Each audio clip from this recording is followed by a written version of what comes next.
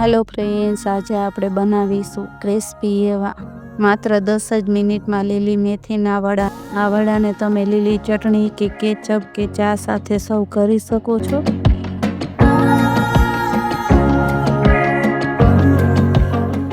તો સૌથી પહેલા આપણે મેથીના વડા બનાવવા માટે આ 1 વાટકી પૌવા લીધા છે।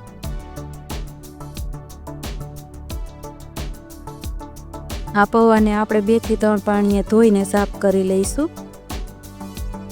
જે બટેટા પૌવાના પૌવા હોય એને આપણે ધોઈને સાઈડમાં રાખી દઈશું। 1 નંગ લીલું મરચું લીધું છે આ રીતના કાપેલું।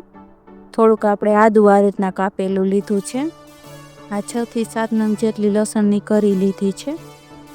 આ બધી વસ્તુને આપણે ખાયણીમાં એડ કરી દઈશું। પછી તેમાં 1 ચમચી જેટલું જીરું એડ કરશું।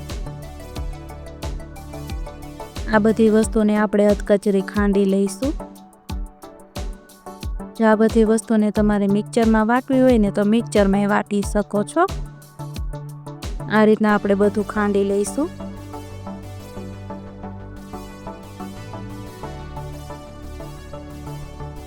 આ બધું આપણે અધકચરું ખાંડીને તૈયાર કરી લીધું છે। 2 મિનિટ જેટલો સમય થાય પછી આપણા પૌવા સોફ્ટ થઈ જશે। પછી પૌવાને આપણે મોટા વાસણમાં લઈને આ રીતના હાથેથી મસળી લઈશું। પૌવાને પલાળી અને તરત જ આપણે બીજી સામગ્રી આમાં ઉમેરી દેવાની।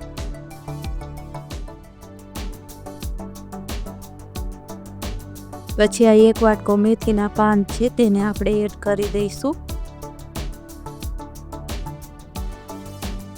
મેથી એડ કરીને થોડીક આપણે આ રીતના હાથેથી તોડી લઈશું।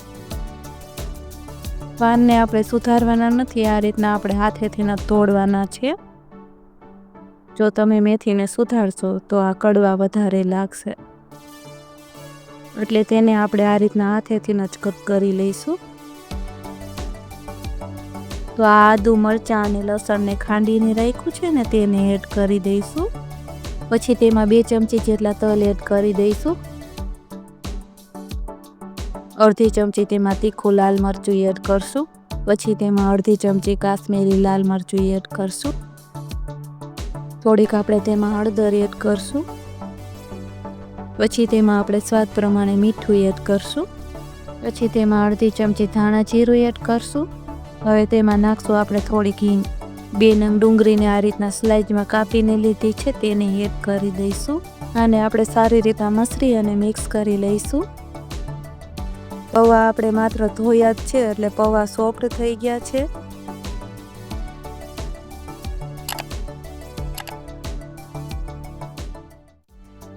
આમાં મેથી આપણે ઉમેરી ત્યારે આમાં મેથીમાં પાણી જરાય ન રહેવું જોઈએ। તો આ આપણે સરસ રીતના મસળી અને મિક્સ કરી લીધું છે। પછી તેમાં 1 વાટકી ચણાનો લોટ નાખીને મિક્સ કરી લઈશું।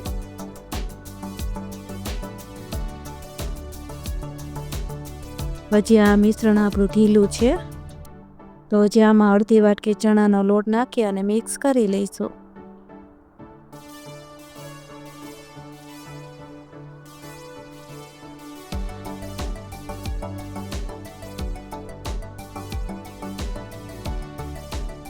પછી આપણે હાથમાં તેલ લગાવી અને નાના નાના વડા બનાવી લઈશું। તો આ રીતના નાના નાના વડા વાળી લઈશું। વડાને આપણે બહુ જાડા નહીં રાખી, તો વડાને આ રીતના આટલા પાતળા જ રાખવાના છે। તો આ વડાને આપણે જાડા બિલકુલ નહીં રાખી, કેમ કે આ વડાને આપણે ક્રિસ્પી કરવાના છે। બાકીના બધા જ વડાને આ રીતના વારીને તૈયાર કરી લઈએ। તો આટલા વડા આપણા બન્યા છે। આટલા વડાને આપણે વારીને તૈયાર કરી લીધા છે। આ વડાને આપણે તળી લઈશું। વડાને તળવા માટે કડાઈમાં તેલ એડ કરશું। 3 મોટા ચમચા જેટલું કડાઈમાં તેલ એડ કરશું અને તેલને આપણે ગરમ થવા દઈશું। તેલ ગરમ થઈ જાય પછી આપણે ગેસની ફ્લેમને મીડિયમ કરી દઈશું।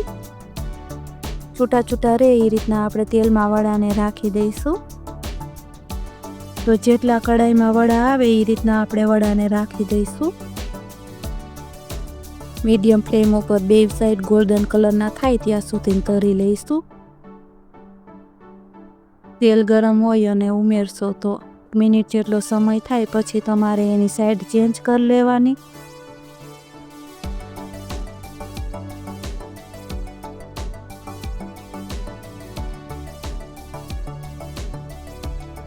પછી તેને બીજી બાજુ ગોલ્ડન કલર આવે ત્યાર પછી તેની સાઈડ પાછી ચેન્જ કરી લઈશું.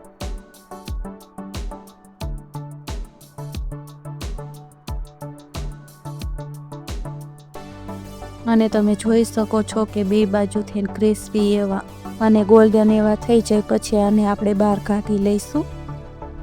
તો આ સરસ આપણા વડા તરાઈ ગયા છે, તેને આપણે બહાર કાઢી લઈએ. તો આ બે બાજુથી એકદમ ક્રિસ્પી એવા થઈ ગયા છે. આ જ રીતના આપણે બીજા બધા વડાને તરી લઈશું. તો આ રીતના આપણે બધા વડાને તરીને તૈયાર કરી લીધા છે. તૈયાર છે આ લીલી મેથીના વડા. તો આ તમે જોઈ શકો છો કે મેં આ બધા વડાને તરીને તૈયાર કરી લીધા છે. આ વડા છે એ બહારથી એકદમ ક્રિસ્પી એવા અને અંદરથી સોફ્ટ એવા ટેસ્ટી બન્યા છે.